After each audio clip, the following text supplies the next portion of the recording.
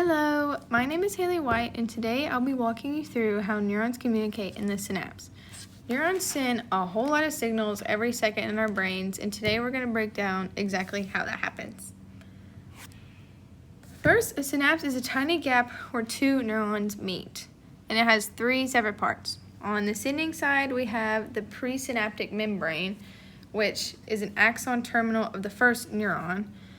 Inside that terminal are synaptic vessels, which are small bubbles that stir neurotransmitters, or a kind of better explanation is little bubbles filled with chemical messengers called neurotransmitters.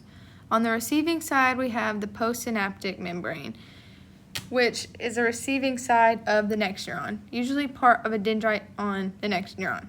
This setup allows information to jump from one cell to the next.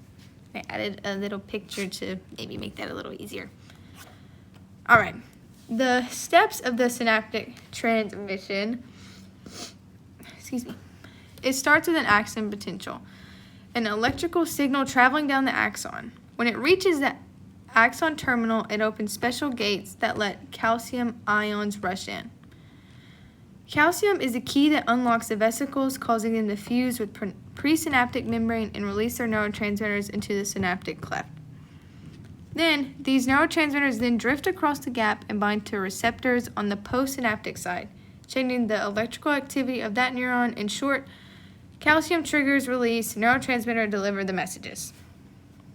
Oh, also, calcium's role, it is the green light that triggers vesicles to release neurotransmitters. The green light is in green light, you're good to go.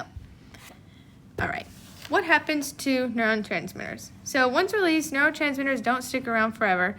Some bind to receptors, but others are cleared in different ways. In reuptake, neurotransmitters get sucked back into the presynaptic neuron to be reused.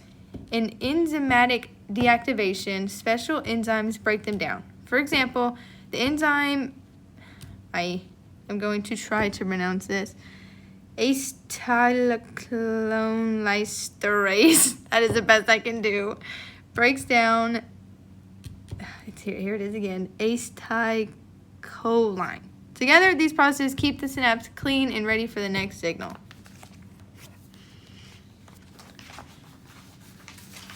All right.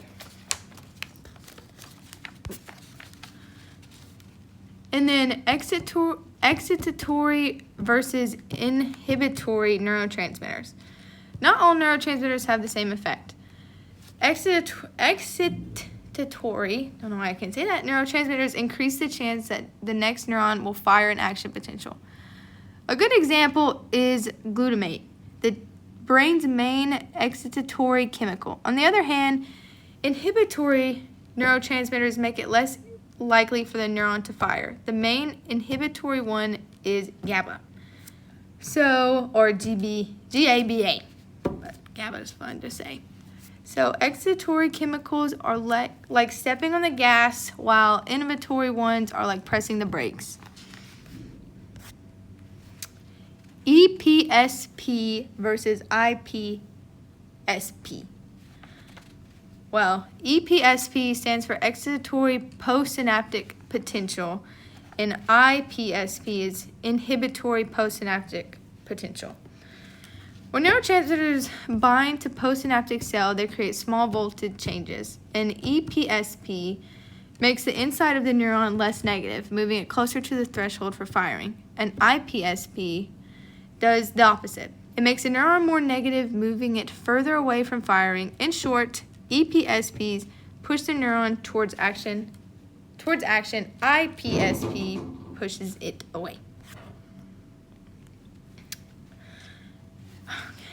Neurons receive thousands of EPSPs and IPSPs at the same time. Temporal summation happens when signals pile up over time from one neuron sending many messages quickly. Spatial summation happens when signals from several neurons combine at once. The final decision, whether the postsynaptic neuron fires an action potential, depends on the balance of the excitatory and inhibitory signals.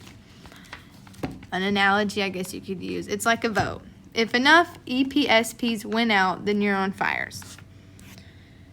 The big picture, To put it all together, neuron communication starts with an action potential.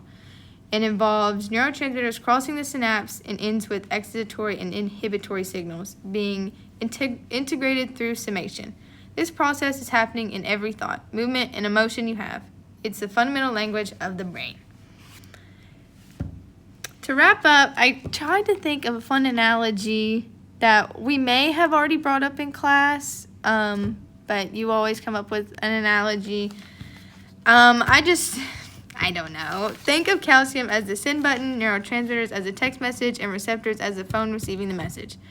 I use my phone a lot, so I kind of thought maybe this one would help me a little bit. But yeah, today we looked at the structure of the synapse, how synaptic transmission works, and what happens with neurotransmitters, the difference between exhibitory and inhibitory messages, and how summation determines whether the next action potential fires. Thank you so much, and have a good day.